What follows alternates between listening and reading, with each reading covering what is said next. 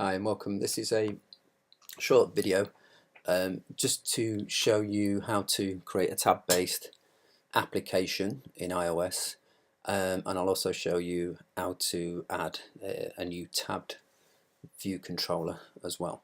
So first off, make sure that you've got iOS selected and you've also selected the tabbed app here as well. Okay, we just simply do next. I'm just going to call this test tab app. Okay, you may need to put an organizational identifier in here before we can proceed. We're going to do the language is going to be Swift. I'm just going to press next. Okay, save it somewhere sensible,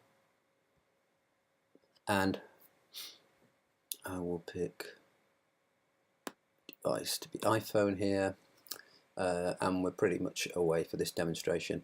So if we go to the main storyboard, what we can see straight away, I'm just going to close this to make some room, is that we get a tab bar controller and two view controllers which are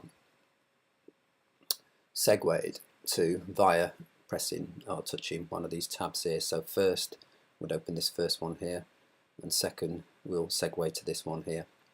So this is what you get out of the box. Okay, so one of the things you often want to do is you want to add another view controller. So let's look how we do this. I'm just going to close this to create a bit more room.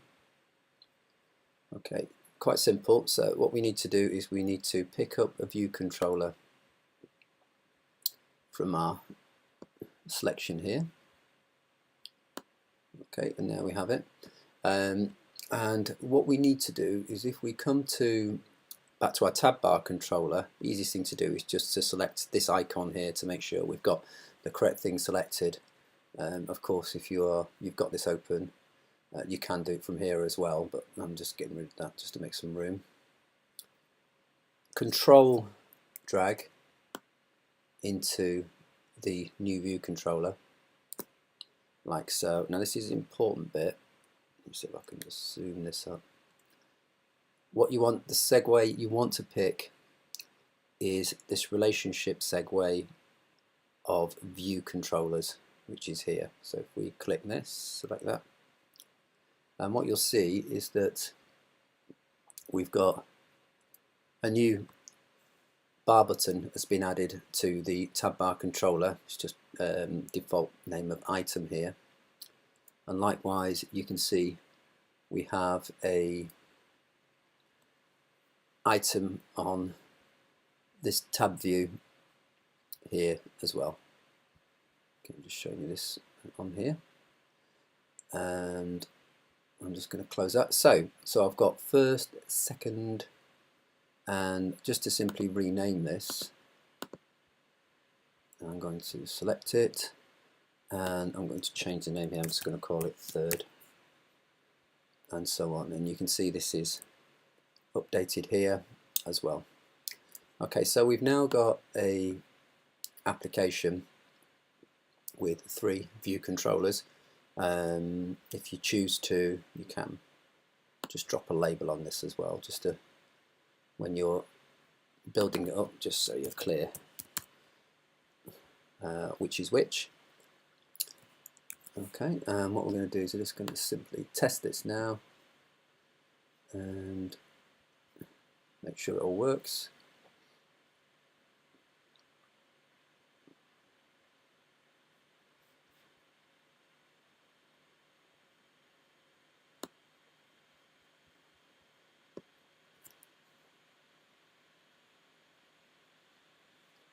Okay, you'll see this has got no icon. This does come with two default icons here. Second view and my third view. Okay. Stop that.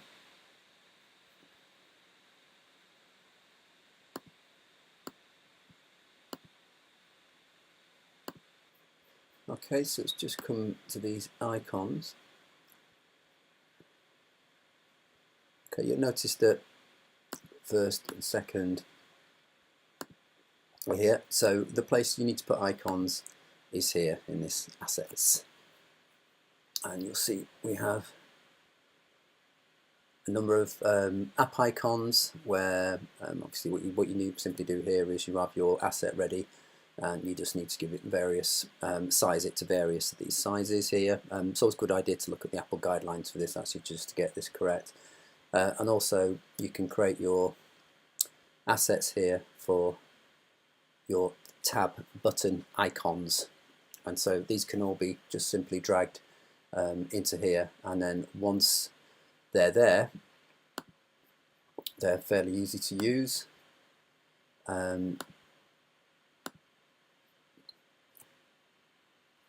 Okay, so all you would need to do is if you want to change the art or the asset on this one, for example, you just need to, don't select them here, actually select them on the landing view controller, and if you images in the assets as I showed you before, then these will appear here as listed. So you can see I can change this one here from the first to the second. So what we'll do, just to show you this in practice, I will actually put some art, an icon into that asset, and we'll select it. Okay, so here I have a number of icons, and it's as I say, it's a very good idea to look at the Apple design guidelines here for updates on what these sizes of these should be. But I think 50 by 50 pixels for these square icons should be about right for a tab bar icon. So all I need to do is to drag these into here.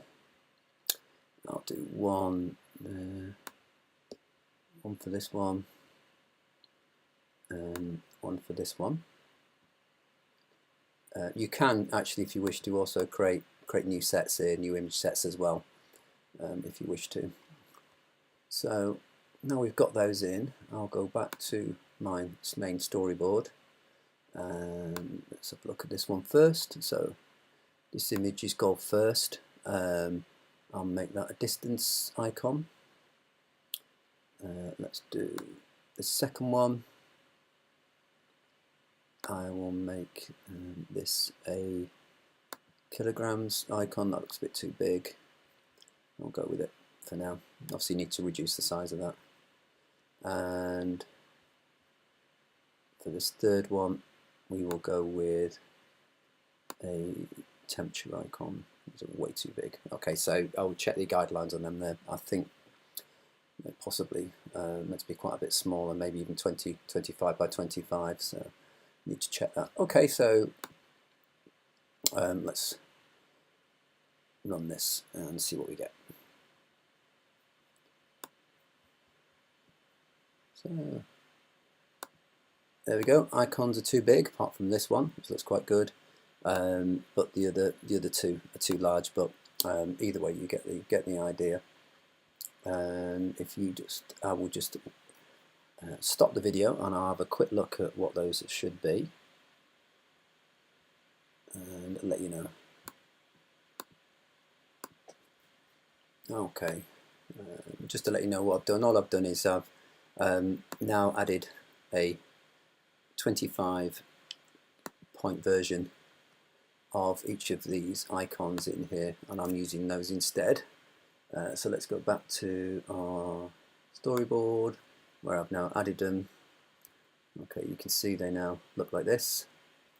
Obviously this gives room for the labels to be in there as well, so we can change these labels here. So this one's going to be distance,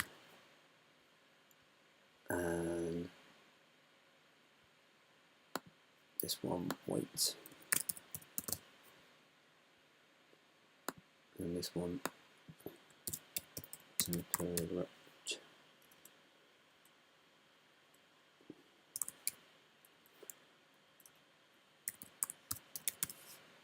That's correct, I think. Okay, and now let's just run this.